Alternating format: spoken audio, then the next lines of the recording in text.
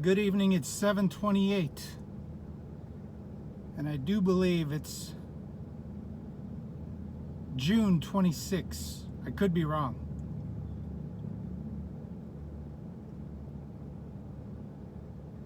We're starting off here on Inkster Boulevard. It's been raining all day. I thought I'd start us off at Inkster School.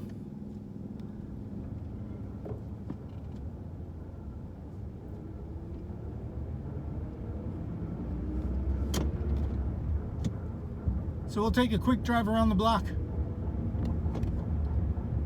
Show you what it's like. I had to wait until 7:30 in the evening because it's been raining all day. And I didn't want you to see rain and gray skies.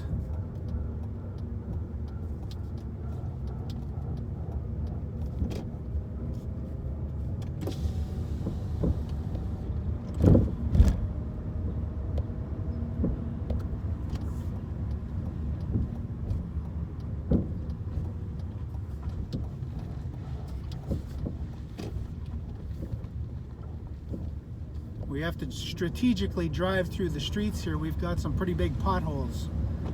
It's better to drive in such a way that your tires don't go inside the potholes. But there it is, Inkster School.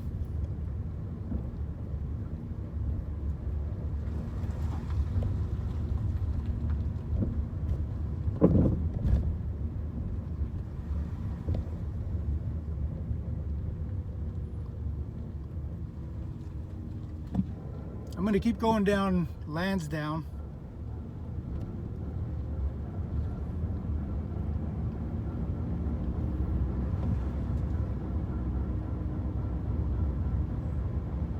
So yesterday, when we were driving through some of the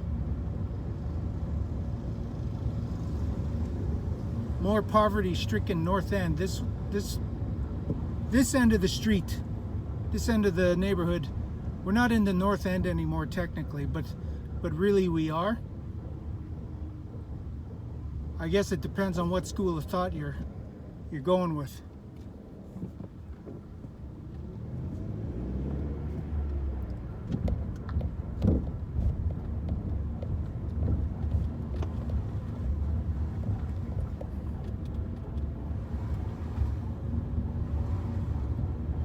So there used to be trees here. You can see these little trees that have been replanted. So we've had some trees die because of some sort of bug is infesting our trees here in the city. There's a house for sale. It's a little wee tiny one. It's probably good for 2 peas in a pod.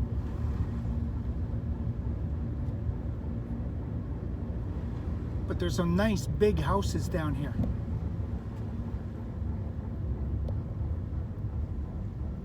Those are some serious family dwellings.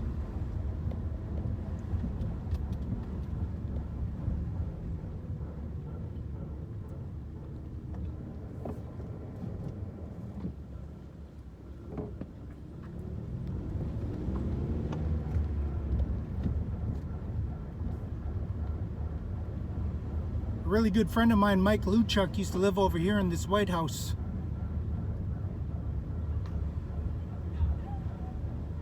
Off to the right, we just drove past it. Had a lot of friends living down here, but I don't remember where everybody lived. But back in 1980, I guess to 85, there was a lot of kids living on Lansdowne. Well, they would have been about between the ages of 12 to 15. This is Salter Street.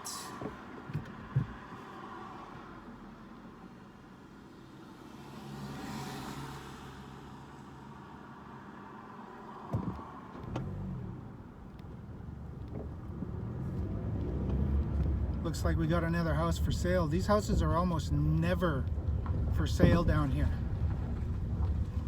This neighborhood is one neighborhood where people buy the houses and they never move out. So it's interesting that this one's for sale. It's just a little one. They'll probably get $200,000 for that. Easily, maybe more, $225,000. Like I said, we had some rain, some lightning, but I wanted to show you around the neighborhood here, at least so that you can see it in the daytime and without snow, because I made some videos of the hood here in snow. Now this ain't no hood. Down here, this is family dwellings. There's no gangs in here. There's gangsters, but there's no gangs.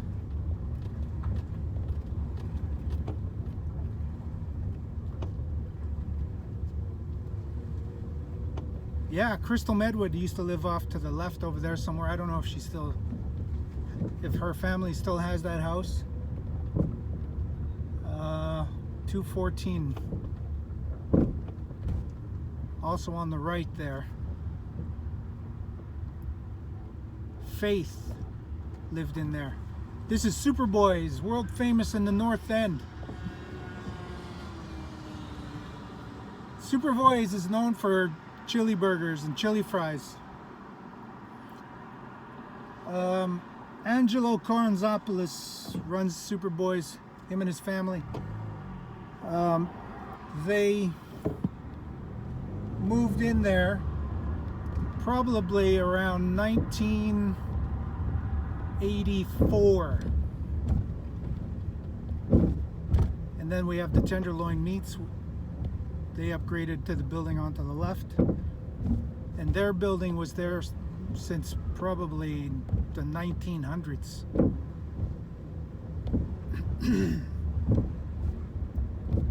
So this is what Lansdowne would normally look like with all the trees. Noah Yock used to live over here on the right hand side. I don't know if I'm violating anybody's right to privacy here. Talking about where they used to live, I don't even know if they still live here. Evelyn, and I can't remember the sister. On this street here, we used to play kick the can, which requires some coordinating and organizing. But back in the 80s, that's what we used to do. We weren't like kids are today. We actually went out and played. The Thorns used to live off to the left. We just passed their house.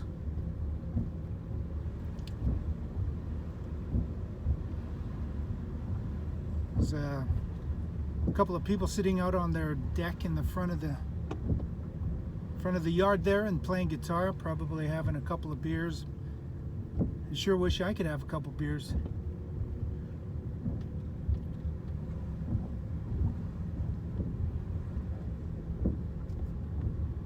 But yeah, these folks down here, they're in a different category, a different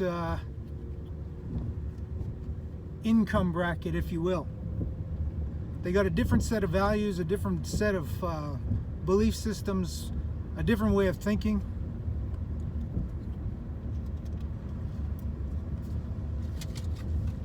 Not everyone, of course. Some of these houses are rented out, but generally this is an established neighborhood.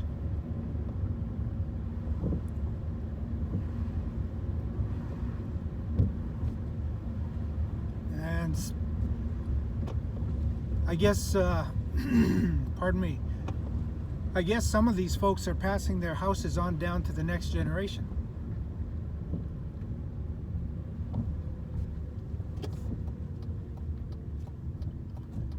This is the world famous Scotia Street. I don't even know if I'm allowed to drive down here.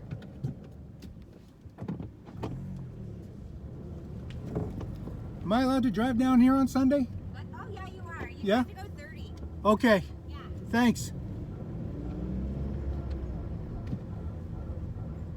Well, there you have it. Just got to be careful. So let's go up Inkster Boulevard. I'll show you where my grandfather and grandmother lived. And they ran a rooming house.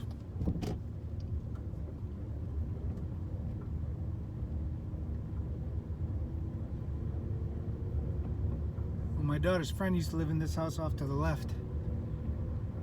She's dearly departed now.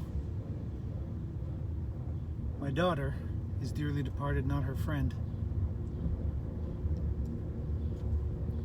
She passed away an untimely death.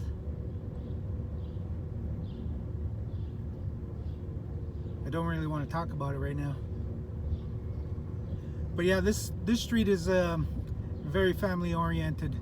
There's a school we're going to drive by.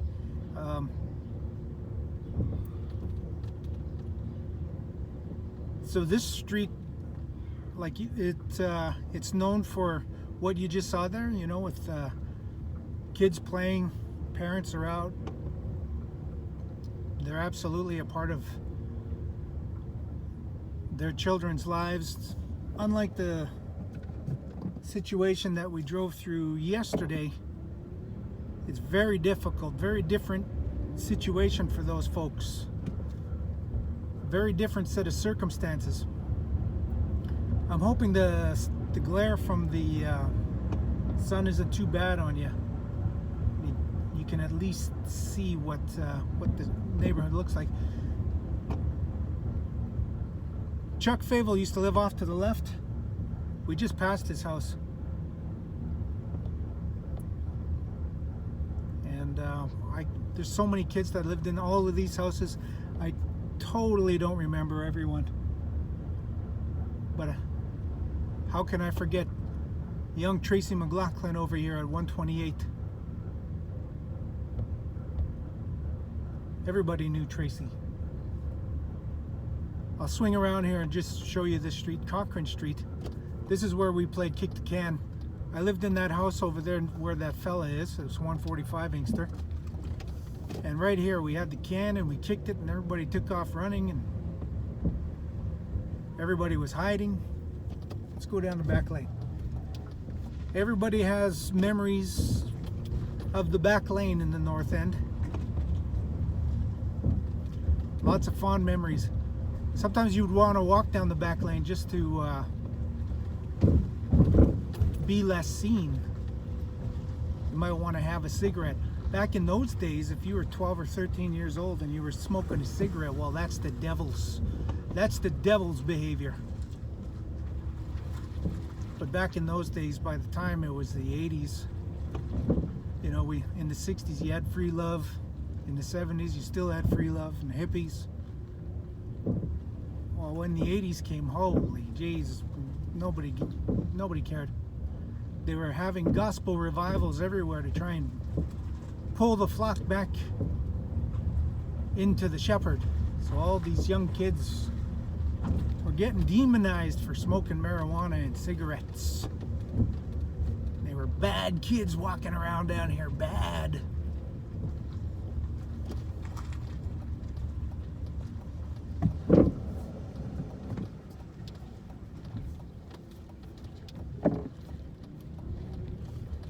This was a corner store on this building to the right here. I'm driving you right into it.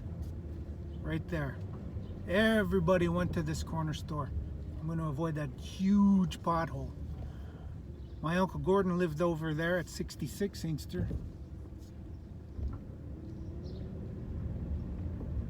I didn't even mention my grandparents who lived down the street here. But we'll go down their back lane.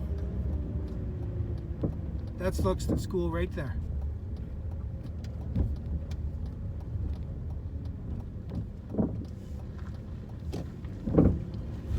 It's 7:43. We still got some sunlight.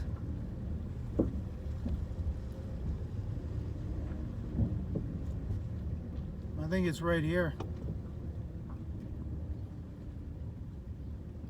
Yeah, there's two cars here at 52 Inkster. It's a very different looking house now.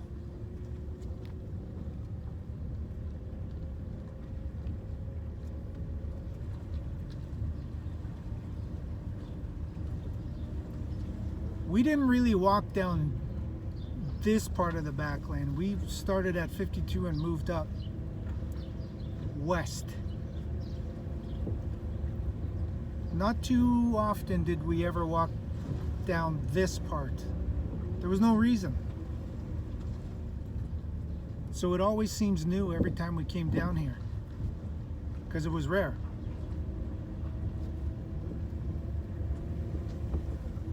Now my cousin lived across the lane from 52 Inkster. So we'll drive past his house there on Luxton. We'll come around the corner here, and I don't remember who lived in that house, but I know somebody did.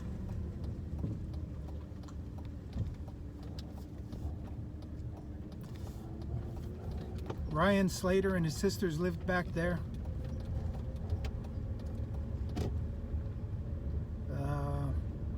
Luxton, Dana Pachenko, others,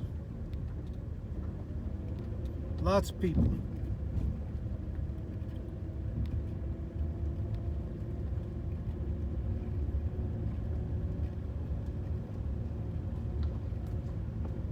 Here's a house for sale.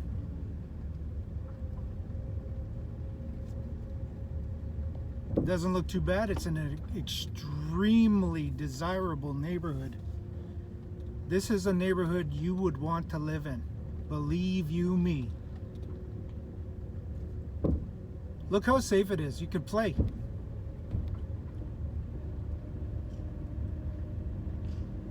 Yeah, there's 71 Luxton. That's where cousin David lived. Kevin, Michelle. I can't remember. Cool people that used to live over here in 75. 75 was run down back in 85. And we went to this corner store here. Hopefully the glare's not too bad and you can sort of see the Luxton field. Luxton Community Center. Luxton School. Look at how safe it is. You can play soccer. That little house back there is probably going to be on, probably going to sell for 250, maybe 270. It's just a little house, but it'll probably be sold by Monday. It's probably already sold. The houses down here sell very fast. They rarely ever go on sale. Here's a house that's already been sold. It's a huge one.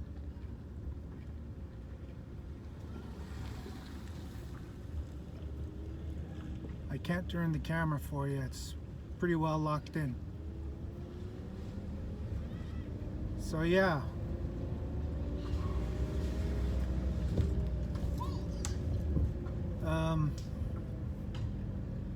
House on 72. I think this is Atlantic. That was the Demarys. Brad, Brendan, I can't remember all of them. Mateys.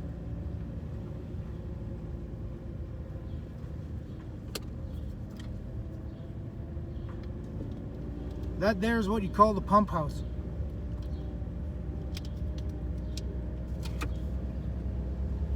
If somebody said, oh, they went down to the pump house, you knew that they were up to no good.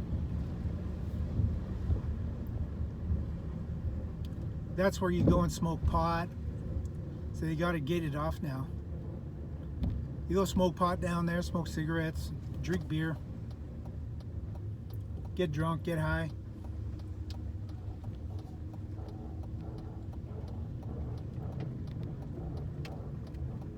Now this Scotia Street is full of rich people, very wealthy people, because this is riverfront property here.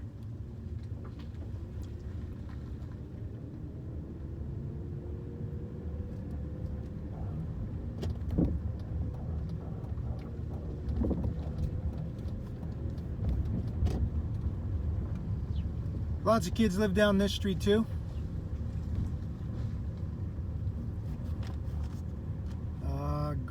Greg and his older brother. I can't remember. Greg. What's his last name? Greg.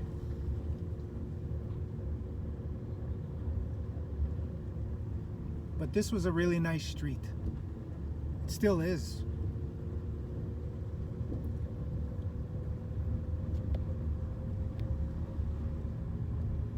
Look at him, he's fixing his truck just like back in the 80s. That's what you would see in 85. Some young fella fixing their truck or fixing their car.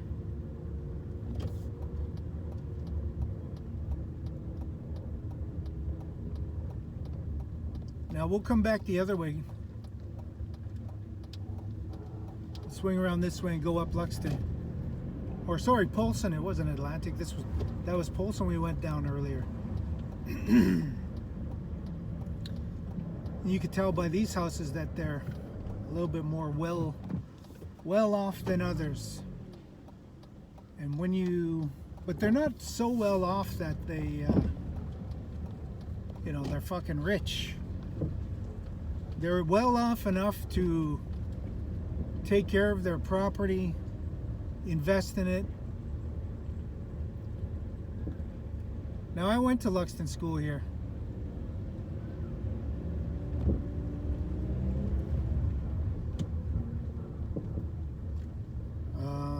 So many kids down this street. We all went to this school.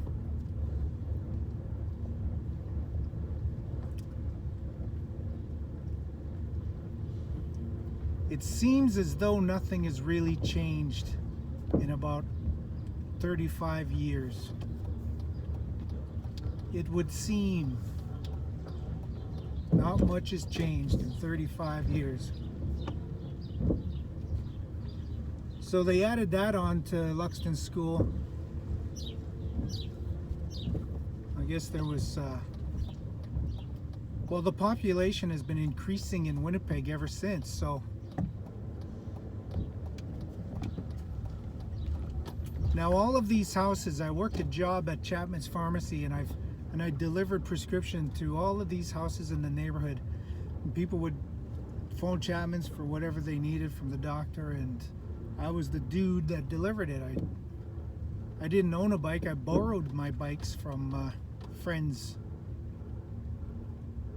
Off to the left, Desmang Hines used to live over there. John Sikora and John, I forgot his other name, the other John. We called him Big John. Big John and Little John.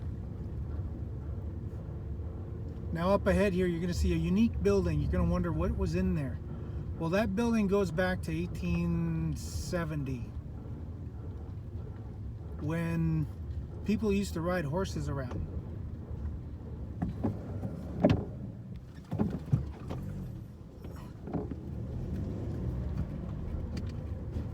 And that's where they put their horses.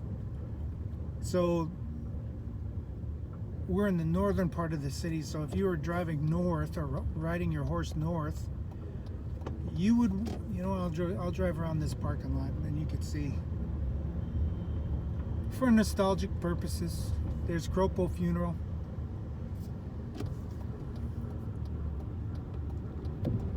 See that greenhouse over there?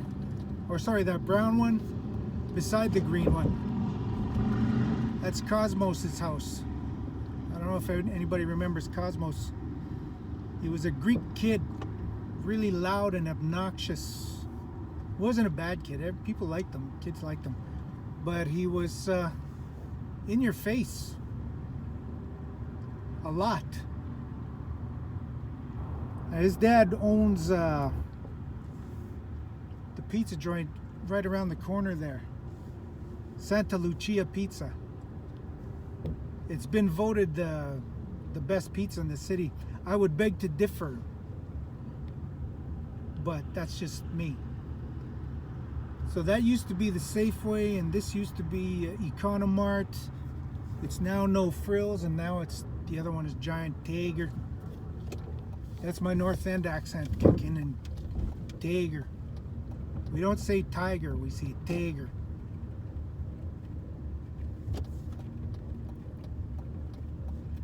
I miss John Sikora.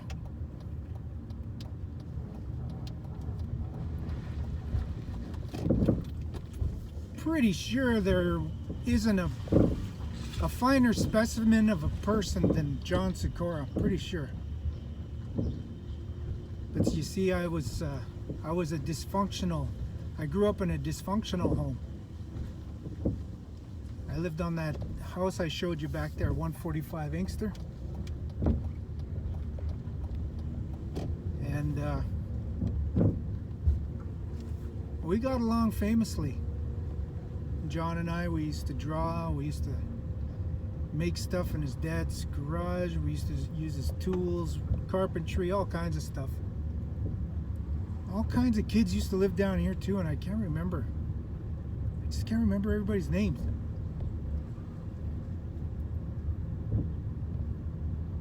Dana bought a house over here somewhere, I don't know, it might even be that one, 142. Look at that, a house is for sale here. I wonder what they want for that. But it's in a nice neighborhood. Really nice.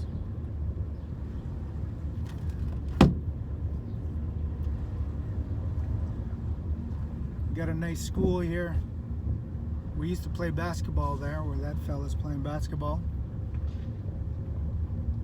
And I remember, I got a story I could tell you about those. See that concrete stair over there? I could tell you a story.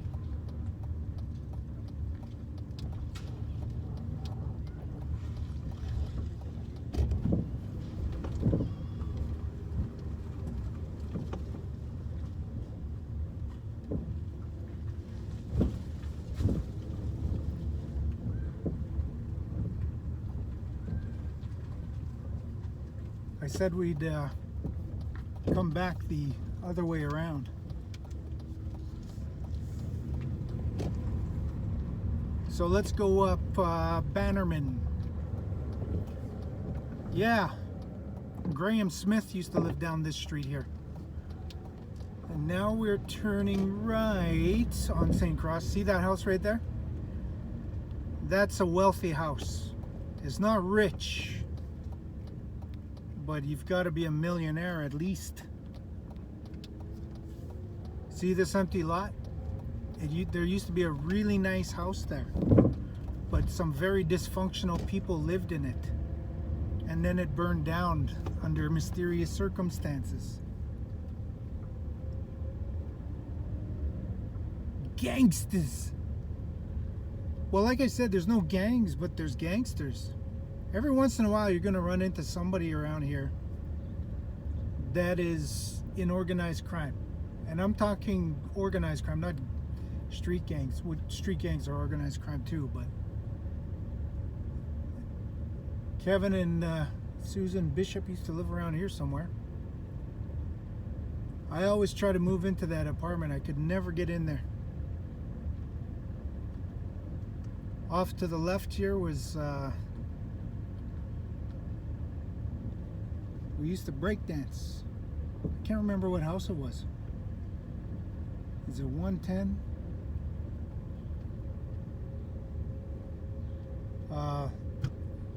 113 here, Claude Lavallee, Pierre Lavallee. Used to live in there.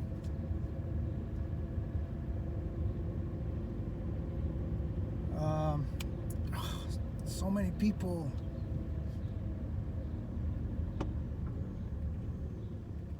Anyways, 110 was Richard Mikolajchuk. You could buy pot at Lady Bannerman. You just had to walk up to the window. I think you still could. Probably still can. But generally, this is a quiet, nice neighborhood. We went to a youth group in this church here. Well, it was more bad things happened at the youth group than good things, I think.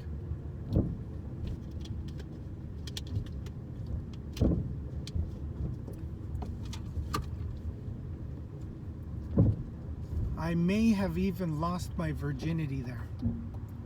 All right, let's take a left and we'll look at the world famous 191 Cathedral Apartments. They got really run down there right around 2000. Lots of heavy drugs and gangs here. Really bad. See this house we're driving and you're looking at right now? I remember when that Polish family moved in here. Joseph, his name was. I don't know what they do, but they still live there and they're still doing really well. Joseph, Polish, Benuta, I think his last name is. Wow, we're seeing houses going up for sale here. It's not a house though, it's a side-by-side. You don't really want to live in a side-by-side. But it might be worth it in this neighborhood. This is Cathedral, and this street has wealth. So probably the kind of wealth that's professionals, you know, like engineers, lawyers, doctors, nurses.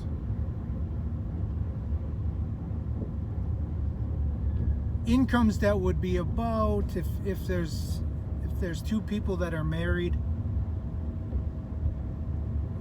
you could probably say about 300,000 to 750,000 in incomes. I don't know.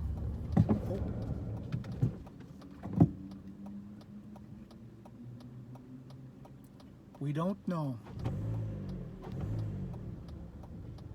I don't know if I can turn down here. I can, but there's a truck coming. Oh, he's gonna let me go, cuz I'm his cuz.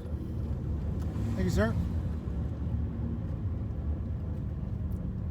So there's wealth down here, but they're not rich wealth, you know what I mean? They might be managers of something, directors of something. But generally down here, once you've got these houses, you never let them go. Never. Why? Because you're on riverfront property. The city all around you may be shit that you don't like and you don't want to live in. But down here is a little piece of heaven. A little piece of heaven on earth that you don't want to let go. Ever.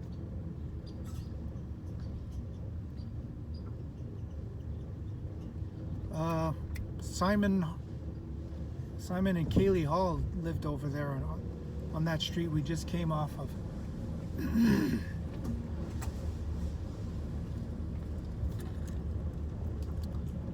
Let's see if we can find Devin's place. Sorry.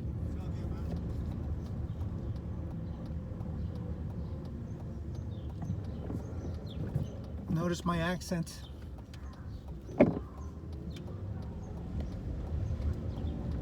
I said it like Arnold Schwarzenegger would say it, because I don't have a personality of my own.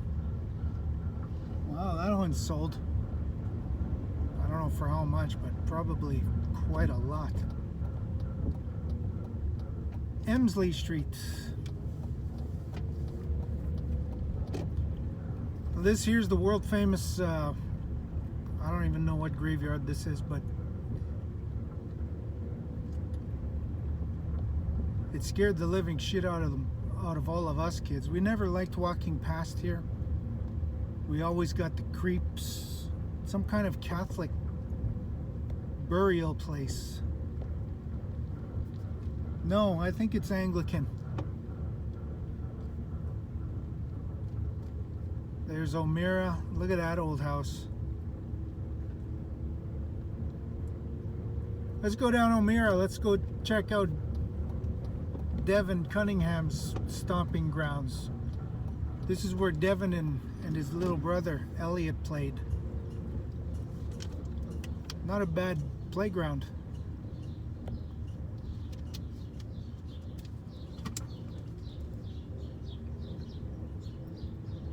Anyways, one of those houses.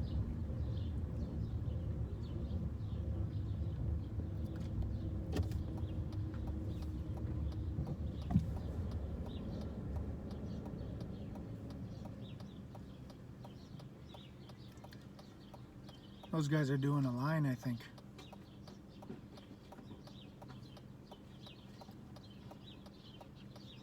They stopped to do a line where they think no one can see.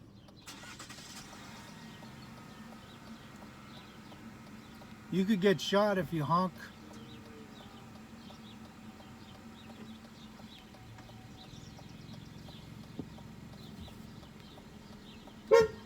Let's see if we get shot. Oh, we're not gonna get shot.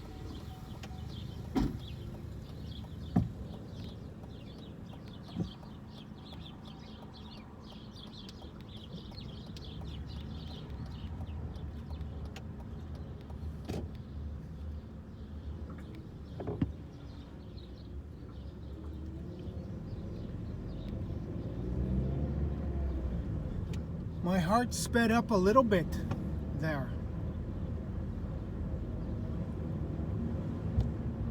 Because you could get shot.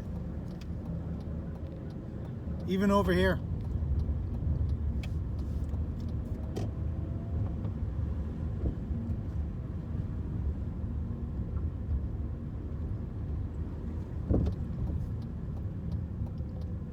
Oh, we wanted to go down Atlantic. Let's go down Atlantic. Let's go up Cathedral, swing back around Atlantic. Let's try not to get into a car accident though. Or let's try not to get shot at. So anyways, this is where we grew up. This was our little nook.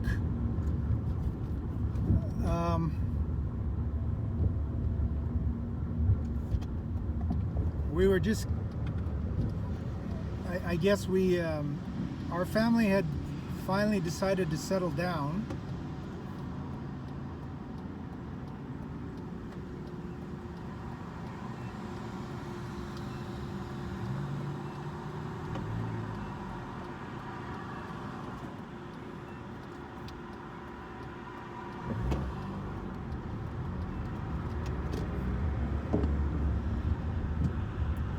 And we moved in on that street there, Inkster Boulevard.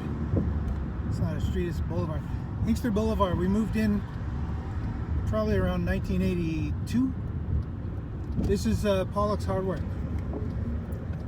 They just celebrated, I think it's a 100-year anniversary here.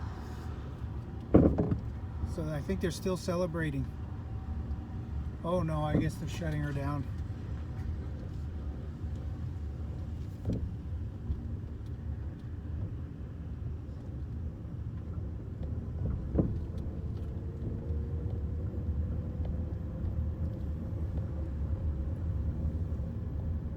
There's that church.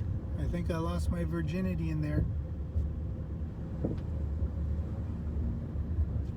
I may have. I'm just kidding. I don't know. I don't know. I'm just hard on the Christians because of all of the shit that they did to us. But this is Atlantic without the sun glare.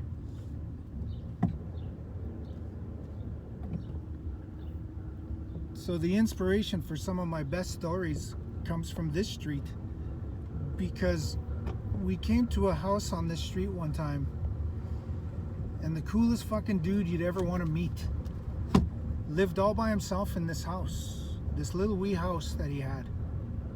And it was a little wee piece of shit house, but it was his house. And he didn't mind you coming in there. He didn't, like, I think I was 13 years old. I think he was like 20 something. early 20s. And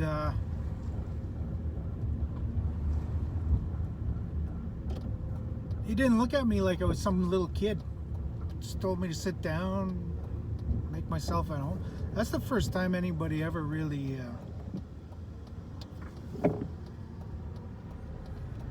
wasn't so, you know, annoyed with me being around them. Well, let's go down this way. Look at that house. You could only imagine what it looks like in there. I've actually delivered prescriptions in there, so I know what it looks like. But it puts that house with Macaulay Culkin when he was Home Alone.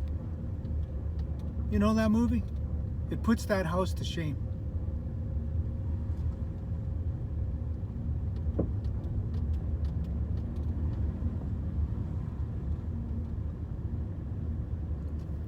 So like I said, probably more stable families. They're a little more stabilized. They're still dysfunctional down here. There's lots of shit going on inside of these homes that you would call secrets. Lots of kids had to grow up with their secrets.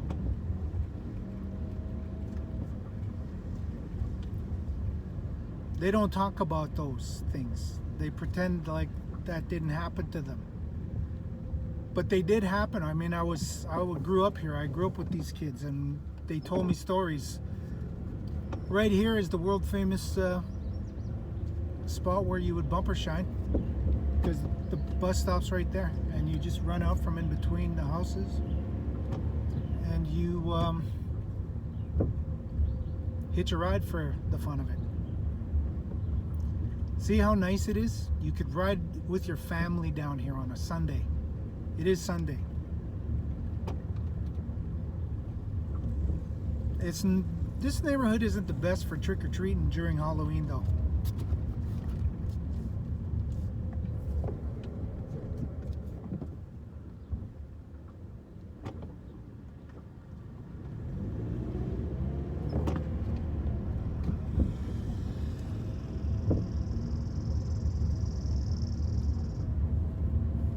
There wasn't too many kids that I knew lived down this street. If they did, I know that there was one kid who lived in 106 here on the left. Pretty cool kid, I can't remember his name, but you didn't see him often. More like a homebody. I don't know what he did. Probably played sports or something.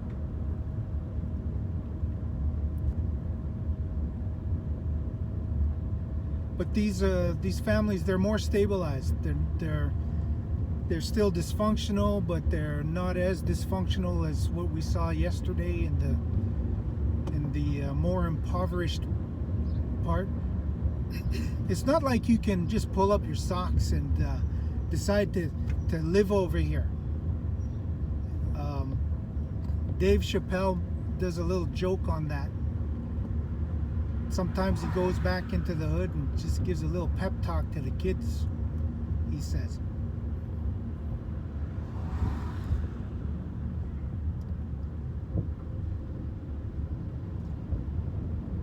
But he tells them they gotta rap, play basketball or sports or something.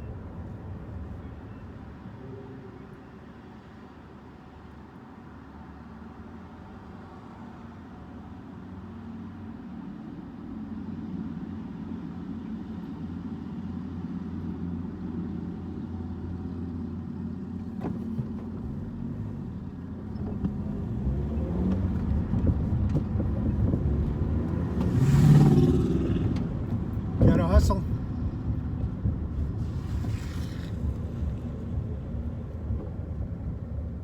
Look at that nice truck. Needs a paint job, but it's nice. Jeff Yates used to live over there on that white house there. This is the route we used to take when we wanted to walk to high school, St. John's, from where we lived over there. We used to walk down this street. Desmond Hines, all the girls used to just follow him. Holy man, they loved him. And on this street, this very street, he turned around and gave them all the finger and told them all to fuck right off, because that's how good looking he was. He just threw fish back in the water that he didn't even catch.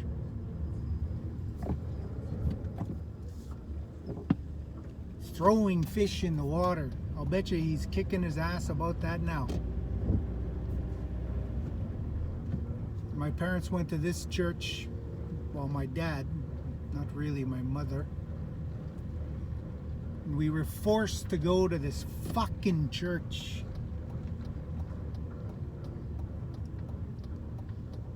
Praising the Lord.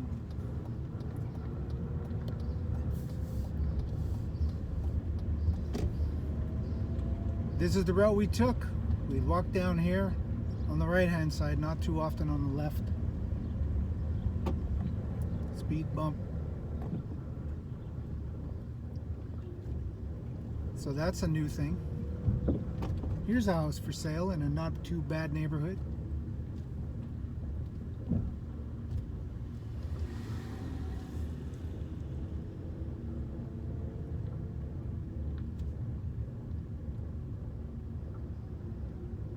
Nice little Polish family lived here in 347. I don't know, maybe they still live there.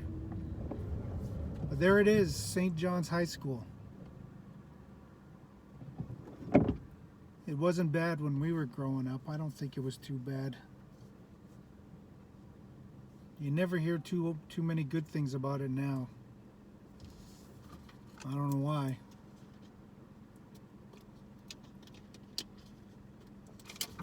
It was bad for me. See, this is St. John's Library. It's a city library here on to the right. People didn't know it, but I actually went in there when I was in high school.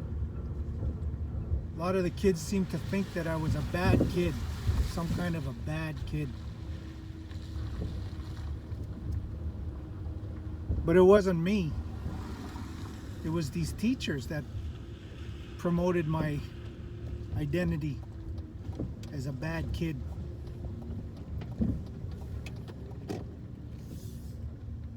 Not all of them. Daryl Stevenson used to park right here. He bought himself a what was that? I can't even remember.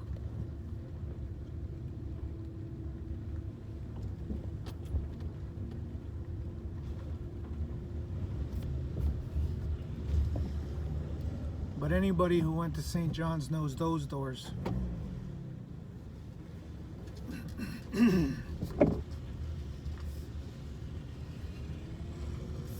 No student drop-off.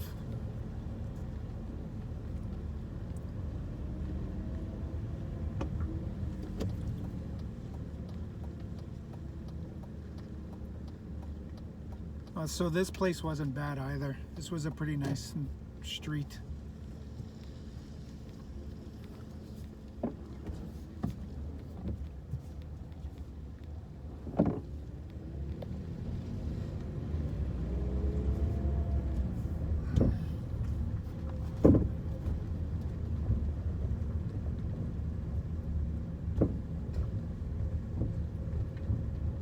So we got about 20 more minutes before we get on to an hour here. And you are looking at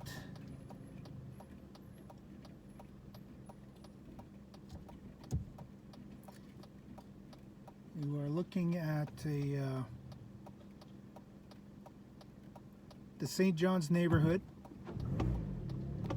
St. John's High School, Luxton neighborhood. Back in the 80s, sound systems were a thing. Because back in the 80s, we had sound systems that were actually sound systems. So when you went out and bought a sound system, you bought about 1,800 watts of power. Real watts, not RMS or whatever it's called. So people were playing their music nice and loud out of these houses, and it was a very common thing for you to walk down the street and somebody would be playing, "Come on, feel the noise, and girls, rock your boys." But when they did that, their sound systems didn't last very long because somebody would break into the house and steal it. Well, you can do that nowadays because everybody has a fucking sound system.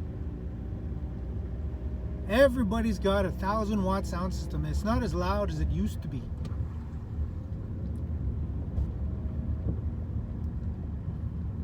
See that building right there? That was a corner store. That's where you would go and buy cigarettes for 10 cents. They weren't allowed to sell you cigarettes, but they did it anyways.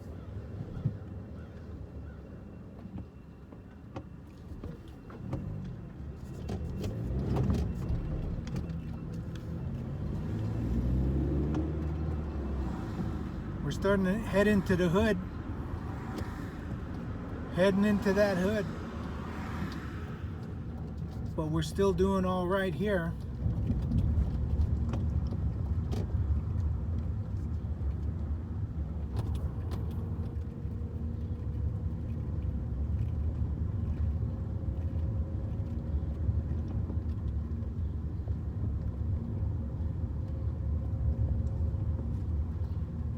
So this street back in the 80s was a pretty quiet street.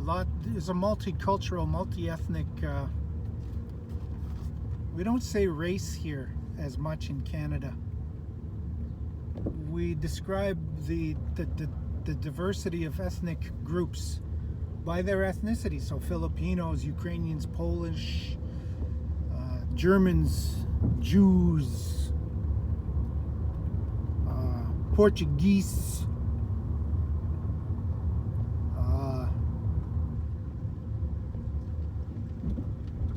one time there was a group of kids in this park. We call it Peanut Park because it's right on the edge. You'll sometimes find trouble here. A young lady got raped in here back in those days. I didn't actually stop for that four-way stop, but that guy didn't really stop either. So it's like an understanding. Anyways, there was a gang of kids that tried to steal my brother's bike, but they didn't catch them. So they came and told us. And then we got in our cars and we drove down here to come and fight this gang of kids. And when we came here, it was nighttime, it was dark. And they were laying in the grass because they knew they had been made. Their bikes were down, but we found them. But my stupid cousin, just stupid, he was a driver. He stopped. They didn't know that we seen them, but as soon as we stopped, now they knew that we knew that they were there.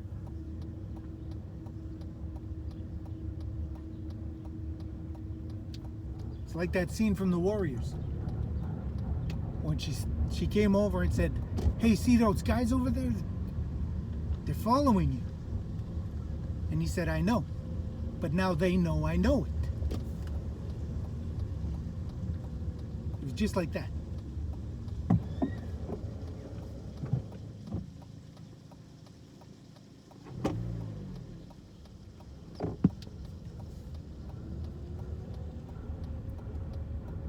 See, even that house, it may look a little run down, but don't underestimate what it looks like on the inside and what it is. It's a small piece of heaven.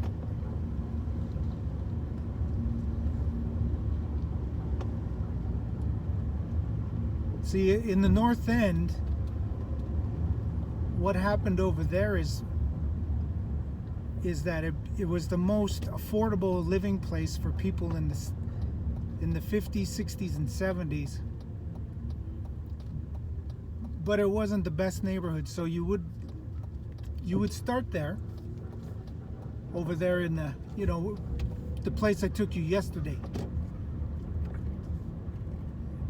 And so it has a high transiency rate. So this is where Cousin Sean stopped. And then he stopped again because of the four-way, and then he pulled up here to park nicely. Well, by that time they all got on their bikes and they were making a run for it. So by the time we all got out of the car, they were fucking long gone. It's almost as though he didn't actually want to fight. But he was a big talker. Yeah, let's go get him. Let's fucking fight. And everybody's a big fucking talker when they want to fight. All right, we got about 3 minutes before we hit the hour mark. And this is the hood. This used to be our place. This is where we lived. Right around the age when we were coming of age, between the ages of 13, 14, 15. We started to go our separate ways from each other right around 16, 17 because we got wheels. We got driver's licenses. We got girlfriends. Our priorities and values changed. By that time, we were getting out of this high school.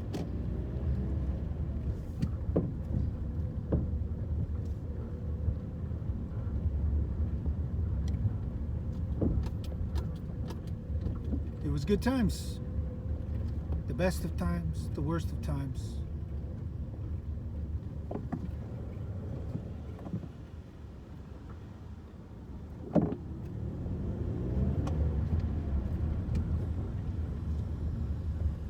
See that house right there? Even that house, that's a gem. You would want to buy that house if you could.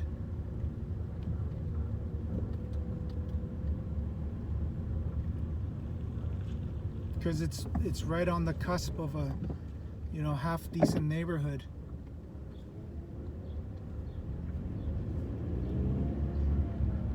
Let's go see Jason Hazelhurst's house. There it is. Everybody knew Jason Hazelhurst and his sister. Really nice mom. Very motherly mom. Best mom you'd ever want to meet. The mom of all moms, I guess.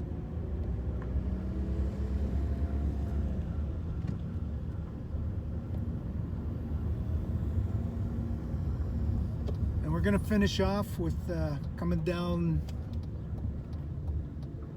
Polson.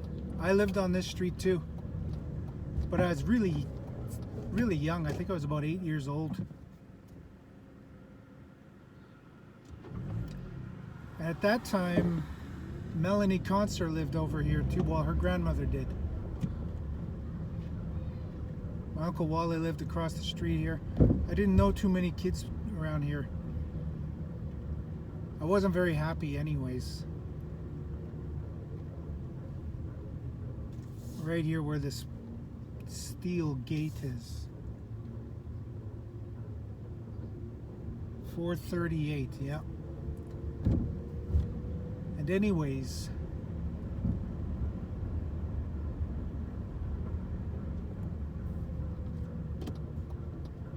we would walk to Inkster School.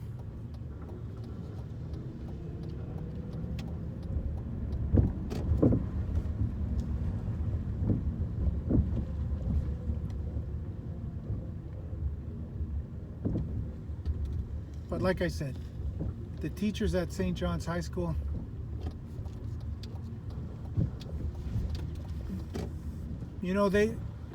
it's through no fault of their own.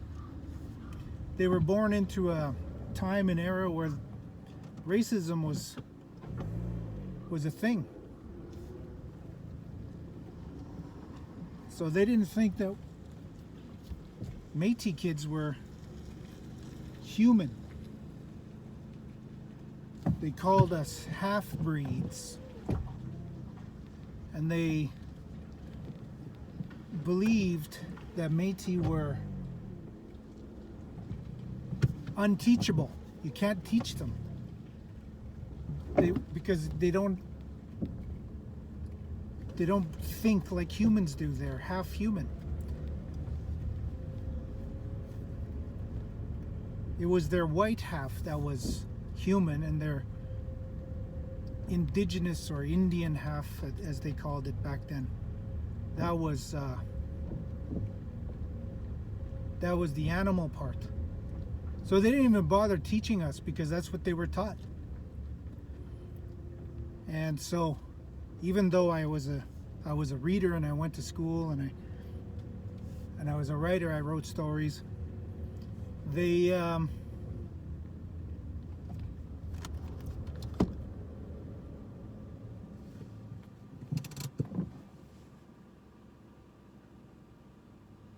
They deliberately graded me lower than everybody else, even though my work was probably just as well or equivalent to others.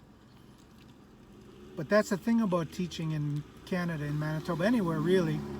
It's just based on whatever the teacher thinks you did. If they think you did shitty, then they would give you a shitty grade. But if they thought shitty of you, then they gave you a shitty grade. If they thought well of you, they gave you a good grade. It was a racist system. I don't blame them because that's what they were taught.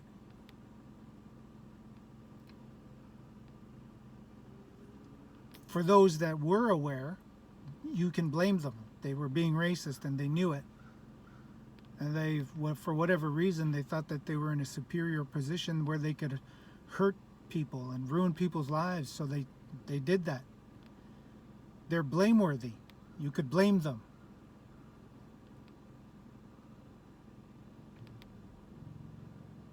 So that's what it was like growing up in this neighborhood. Unfortunately, it didn't work out for everyone. Because of racism, some people did well and some people didn't. All right, it's 8:31. This is War Chief. Don't forget to like, share, and subscribe.